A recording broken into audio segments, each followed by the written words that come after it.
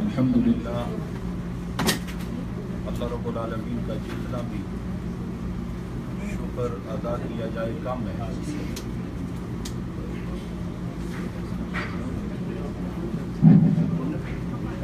الحمدللہ جتنا بھی اللہ رب العالمین کا شکر ادا کریں کم ہے کہ کریم رب نے کرم کرتے ہوئے ہمیں اپنے گھر بیت اللہ شریف میں آنے کی توفیق عطا فرمائے. زندگی کی مسافر حادثاتی دنیا نہ جانے اختتام کس لمحے کہاں کیسے ہو جائے. ایسے مسافر کو اللہ رب العالمین ایسا سفر عطا کر دے کہ جس میں چلنے سے بندے کے گناہ صفر ہو جائے. اس سفر کا یہ کمال ہے کہ جیسے ہی بندہ مومن بیت اللہ شریف کا ارادہ کرتا ہے تو یہ بالکل ہی یونیک قسم کی عبادت ہے، دوسروں سے جدا ہے. اس کا ایک یونیفارم جیسے ہی باؤنڈری لائن پہ پہنچتا ہے تو حکم ہوتا ہے کہ اب اگر بیت اللہ شریف جانے کا پروگرام ہے ایک دن تمہیں یہ لباس نصیب ہو تو یہی پہننا ہوگا. یہ دو چادریں یہ در حقیقت بہت ساری یادیں سمٹ کے آ جاتی. اب یہ دو چادریں پہنی کس نے؟ اگر اسی پہ ذرا غور کرو، اس وقت لباس کی ترقی اسی حد تک پہنچی تھی کہ دو چادریں پہنی جاتی تھی. جب حضرت خلیل علیہ السلام نے اور حضرت اسماعیل علیہ السلام نے بیت اللہ شریف تعمیر کیا، اس وقت لباس کی ترقی یافتہ شکل یہی تھی کہ دو چادریں پہنی جا رہی ہیں. اس کی تائید کو قیامت تک پھیلانے کے لیے جب نبی آخر الزمان سید العالمین محمد رسول اللہ صلی اللہ علیہ وسلم تشریف لائے تو یہی لباس پہنا. اب یہ لباس وہ یونیفارم ہے کہ جس نے بھی بیت اللہ شریف آنا ہے تو اسی لباس میں آنا. اب یہ لباس کتنا عظیم ہے، اس کو کس کس نے پہنا ہے. بندہ اسی پر ذرا غور کرے نا تو اس کی قسمت کی معراج ہو جاتی ہے. وہ سوچے کہ میں تو گناہ گار ہوں، میری کیا حیثیت ہے، میری پوزیشن ہی کیا ہے، لیکن مالک نے بنایا ہے، بلایا ہے. پھر یہ اہتمام اس لباس میں آنا ہے. جیسے ہی یہ لباس پہنتا ہے نفل ادا کرتا ہے، نیت اس کی ہو جاتی ہے. اس کے بعد حکم ہوتا ہے کہ اب تلبیہ پڑھو، لبیک اللہم لبیک لبیک لا شریک لک لبیک ان الحمد والنعمت لک والملک لا شریک لبیک میں حاضر ہوں. یہ سینٹنس بولنا، لفظ لانا اپنے لبوں پہ بڑے آسان ہے، اتنا مشکل نہیں ہے، بڑی آسانی سے بندہ ادا کر لیتا ہے. لیکن یہی لفظ ہیں امام زین العابدین رضی اللہ تعالیٰ عنہ وہ آ رہے ہیں اور جب یہ حالت میں آنا چاہا احرام باندھ لیا اپنے جسم پر، لیکن سارے لوگ تلبیہ پڑھ رہے ہیں، امام زین العابدین خاموش ہے. جسم پر کیفیت آ رہی ہے، کب کبھی آ رہی ہے، رنگ زرد ہو چکا ہے، بولتے کچھ نہیں ہے. لوگوں نے کہا حضور سارے تلبیہ پڑھتے ہیں، آپ بولتے کیوں نہیں ہیں؟ فرمایا اس لیے سوچتا ہوں کہ میں تو عرض کر دوں گا لبیک، کہیں آواز نہ آ جائے لا لبیک، تو حاضر نہیں. یہ رب العالمین کی بارگاہ میں حاضری ہے نا. وہ ظاہر تو ہمارا جو ہے، دیکھو کوئی حاجی ہے، نمازی ہے، عالم ہے، فاضل ہے، مختلف روپ ہیں ہمارے دنیا کے سامنے، لیکن رب کی بارگاہ میں ہم کیا ہیں؟ ہماری حیثیت کیا ہے؟ ہمارے تقوی کی کیا پوزیشن ہے؟ ہماری اندر کی دنیا کی کتنی صفائی ہے؟ روح پہ کتنی بیماریاں لے کے بیٹھی ہوئی ہے؟ باطن کتنا گندا ہو چکا ہے ہمارا؟ ہم کس قدر گناہ لے کے اس کی بارگاہ، وہاں دو نمبری تو چلتی نہیں ہے. وہ تو جانتا ہے، علیم بذات الصدور ہے، وہ تو دلوں کی جانتا ہے. اس لیے ہمیں رب العالمین نے یہ موقع دیا ہے، یہ خاص موقع ہے. ساتھ یہ یہاں آنے والوں اپنے مقدر پہ ہمیں ناز بھی کرنا چاہیے، خوش بھی ہونا چاہیے، شکرانے کے نفل بھی ادا کرنے چاہیے کہ دیکھیے زندگی کا تو پتہ کوئی نہیں، لیکن کیا کرم ہے اس مالک کا کہ زندگی کے نامہ اعمال میں ایک حج کا ثواب. یہ کوئی معمولی سعادت نہیں ہے. اور پھر کریم نے عطا کر رکھی ہے. جیسے ہی ہم نے وہ لبیک اللہم لبیک کی صدا دی ہے، پیاروں کی سنت کو ادا کرتے ہوئے، جیسے یہ صدا دی ہے تو ایک نیا اکاؤنٹ ہمارا نیکیوں والا کھول دیا گیا ہے. اب ایک نیکی ملتی ہے ہر قدم پر. گناہ معاف ہوتے ہیں، درجے بلند ہوتے ہیں، اور ایک نیکی پھر 700 میں بدل جاتی ہے۔ پھر سرکار دو عالم علیہ الصلوۃ والسلام نے فرمایا آج حاجی اور حاجن اس کے ہر قدم کے بدلے 700 نیکیاں ملتی ہیں۔ پھر سرکار دو عالم صلی اللہ علیہ وسلم نے فرمایا من حسنات الحرم، عام نیکی نہیں ہے، حرم کی نیکی۔ حرم کی نیکی تو ویسے ہی ایک کے بدلے 1 لاکھ ہے، کہ ایک مرتبہ سبحان اللہ پڑھو تو 1 لاکھ کا ثواب، ایک مرتبہ درود و سلام پڑھو تو 1 لاکھ کا ثواب، ایک دفعہ سبحان ربی الاعلیٰ کہو تو 1 لاکھ کا ثواب۔ خود ہی اندازہ لگا لو اتنا اہم وقت میں ہم داخل ہو چکے ہیں۔ یہ وقت عام وقت نہیں ہے، سستی کا وقت نہیں ہے، گپے لگانے کا وقت نہیں ہے، وقت گزارنے کا وقت نہیں ہے، یہ دائیں بائیں پھر کے ادھر ادھر دیکھنے کا وقت نہیں ہے۔ بڑا خاص وقت ہمیں قدرت نے عطا کر رکھا ہے۔ والعصر، یہ وقت بہت بڑی طاقت ہے، اتنی بڑی طاقت ہے اس میں کہ اتنی بڑی دولت ہے یہ وقت۔ یہ جو the time is a valuable asset ہے، اس کو آپ خرید نہیں کر سکتے، بائی نہیں کر سکتے۔ ایک لمحہ، ایک مومنٹ نا جو پاسٹ ہو جائے اس کو آپ واپس لینا چاہیں تو نہیں لا سکتے۔ ایک لمحہ اسرائیل سر پہ آ کے کھڑا ہو، وقت آخری ہو، ایک لمحہ اسے کہہ دو کہ ایک لمحہ مجھے دے دے، میں نے ملنا ہے کسی سے، میرے بیٹے کو دیکھنا ہے، میری بیٹی کو دیکھنا ہے، میری بیٹی کی شادی کرانی ہے، میں نے فلاں معاملہ، ایک لمحہ دے دے، وہ کہے گا نہیں آرڈر ہو چکا ہے، لمیٹڈ ٹائم تھا تیرا، فنش ہو گیا۔ اتنا قیمتی ایسٹ ہے یہ ٹائم، جس کو ہم ویسے ہی ضائع کرتے ہیں۔ اللہ رب العالمین وقت کا خالق ہو کے کہتا ہے والعصر، عصر کی قسم، زمانے کی قسم، وقت کی قسم۔ یہ زمانے کی قسم کیوں اٹھاتا ہے؟ یہ زمانہ ہی تو ہے، جیسے ہی ہم پیدا ہوئے وقت شروع ہے نا، یہ وقت ہی ہے جو بچپن سے لڑکپن، لڑکپن سے جوانی، جوانی سے بڑھاپا، اگر بچا رہے بندہ تو یہی ہے کہ کہیں بیمار تندرستیاں اور یہ سارے معاملات اگر آپ دیکھیں تو قبر میں اترتا ہوا بندہ نظر آتا ہے۔ یہ وقت ہے، اور وقت اگر اس کو صحیح نہ گزارا جائے تو بندہ فنا ہو جاتا ہے، مٹ جاتا ہے، ختم ہو جاتا ہے۔ اس وقت میں سے اللہ نے ہمیں یہ وقت عطا فرمایا، یہ اس مالک کا بڑا احسان ہے، اس کا بڑا کرم ہے، اس کا شکر ادا کریں، سجدوں میں جا کے روئیں، عرض کریں مالک تو نے، ہم نے تو وقت کی قدر نہیں کی، لیکن اسی فانی وقت کو باقی بنانے کے لیے تو نے ہمیں یہ حرم کی فضا عطا فرمائی۔ اس لیے بیت اللہ شریف میں ہم آئے، اس کی قدر کرنی ہے۔ یہ بات صرف قدر کی ہے، اگر قدر نہیں کریں تو بے قدر رہتا ہے بندہ۔ نعمت کی قدر سے بندہ شکر ادا کرتا ہے۔ بوڑھے والدین گھر میں موجود ہیں، اگر قدر کے ساتھ، محبت کے ساتھ زیارت کرو تو حج مبرور کا ثواب ملتا ہے، اگر قدر نہ کرو تو کچھ بھی نہیں۔ آج ہم بیت اللہ شریف کے پڑوس میں بیٹھے ہوئے، یہ ساری فضا حرم ہے، آپ حرم خلیلی میں موجود ہیں، آپ گھر میں اپنے کمرے میں بیٹھ کے نفل پڑھیں تو ثواب ہے، لیکن اس وقت کی قدر کرنا پڑے گا۔ اگر وہاں بھی ایسے ہی گزرے جیسے اپنے گھر میں، اپنے ٹاؤن میں، یہاں بھی ایسا ہی، پھر ہم قدر نہیں کرتے۔ اس لیے وضو کریں تو تحیۃ الوضو پڑھیں، ابابین پڑھیں، فرائض تو پڑھنی ہے، سنت غیر موقدہ پڑھیں، سنت موقدہ پڑھیں، نوافل پڑھیں، تحیۃ الحرم پڑھے جا کے، اور بیت اللہ شریف کا طواف کریں، بیت اللہ شریف کی زیارت کریں، اور پھر نوافل کے جتنے سلسلے ہیں، اوابین ہیں وہ بھی ادا کریں، چاشت ہے وہ بھی ادا کریں، اشراق ہے وہ بھی ادا کریں، تہجد ہے وہ بھی ادا کریں۔ یعنی یہ ساری عبادتوں کو اتنا ذخیرہ اکٹھا کرنا ہے تاکہ اگر یہ حج والے دن مکمل ہو جائیں تو ہمیں افسوس نہ ہو کہ ہم نے ہمارا وقت ضائع۔ خوب محنت کرنی ہے۔ الحمدللہ ٹور اینڈ ٹریول والوں نے ہمیں بہت ساری آسانیاں دے رکھی ہیں، میں پہلے بھی آتا رہا ہوں، یہاں کھانا کھانے کے لیے چلے جاؤ نا 2 گھنٹے کہیں نہیں، اور پھر وہاں تسلی سے مل بھی نہیں سکتا، بیٹھ بھی نہیں سکتے، تسلی سے کھا بھی نہیں سکتے۔ اب انہوں نے کھانے کا بہترین یہاں انتظام کر کے ہمارا وقت بچائے کہ نہیں؟ اتنی بڑی سہولت ہے، اس سے فائدہ اٹھانا، اور یہ اپنے اپنی جھوٹے بنا کے باتیں کرنا نہیں۔ باتیں کرنے کے لیے زندگی ہوئی تو بہت سارا وقت ہے، کیونکہ اس وقت میں ہم نے الحمدللہ اتنی محنت کرنی ہے تاکہ نزع والا وقت آسان ہو، قبر میں اترنا آسان ہو، نبی پاک کی بارگاہ میں ہم نے پیش ہونا ہے۔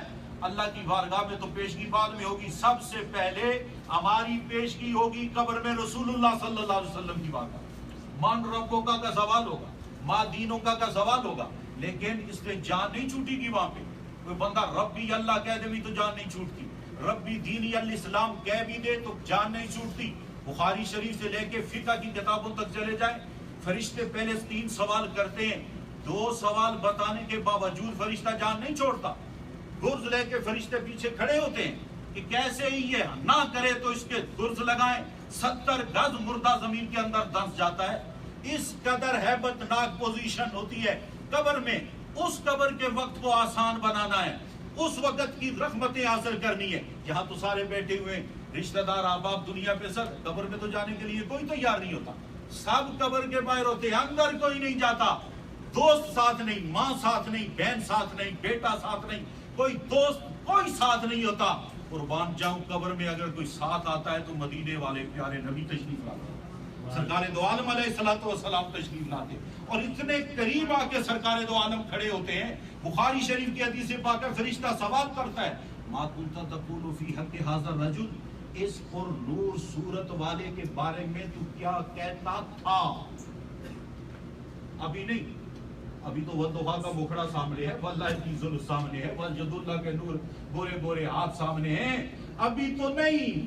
مرنے سے پہلے what did he say before the death؟ مرنے سے پہلے کیا کہتا؟ مرنے کے پہلے تیرا عقیدہ کیا تھا؟ تیری سوچ کیا تھی؟ تیرا احترام کیسا تھا؟ تیری محبت کیسے تھی؟ کیا کبھی درود و سلام بھی تصور میں پڑا ہے؟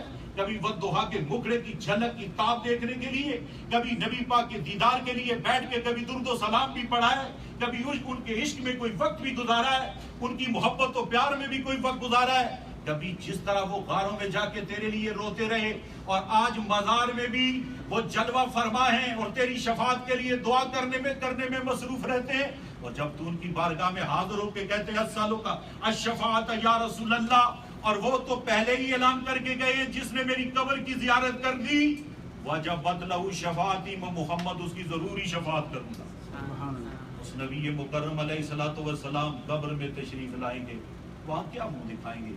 انہوں نے تو ہمارے لیے کیا کچھ نہیں کیا ہے۔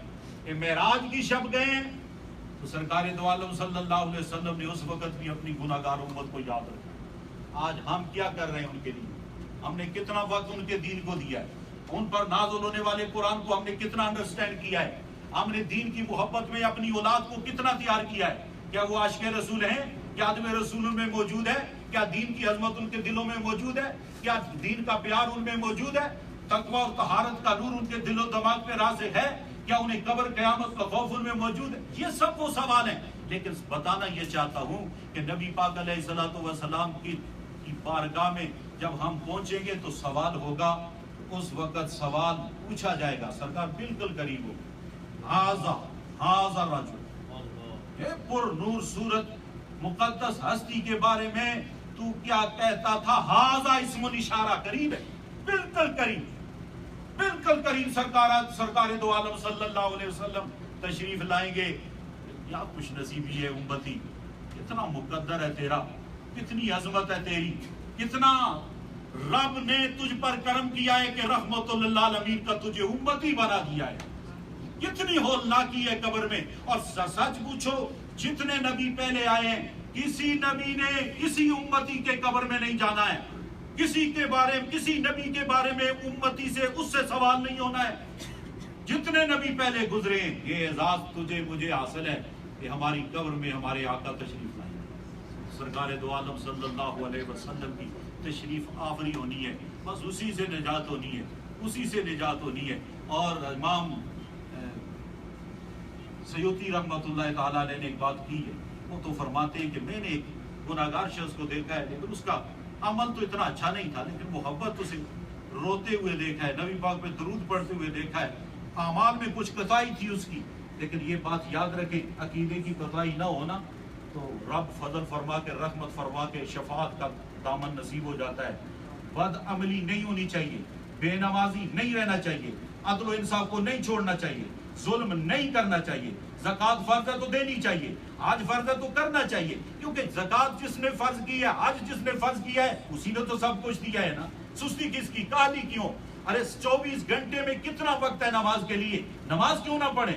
اپنے رب بھی وہ کریم رحیم رب، مہربان رب، ہر لمحے رحمتیں کرنے والا رب، 70 ماہوں سے زیادہ پیار کرنے والا رب، مانگے تو پھر دے، نہ مانگو تو پھر دے، بن مانگے بے انتہا کر دے، اتنا کریم رب، اس کی بارگاہ میں 24 گھنٹے میں سجدہ بھی نہ ہو، کیوں نہ ہو؟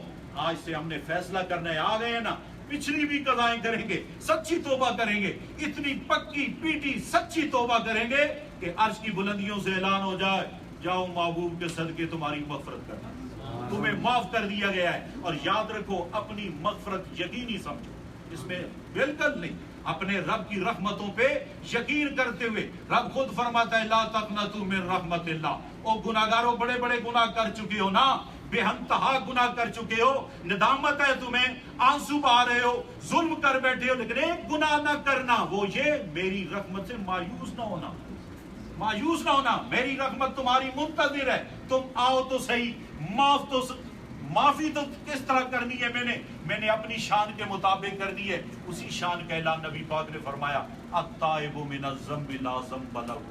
لوگوں توبہ کرنے والا ایسا ہو جاتا ہے جیسے اس کا کوئی گناہ ہے ہی نہیں۔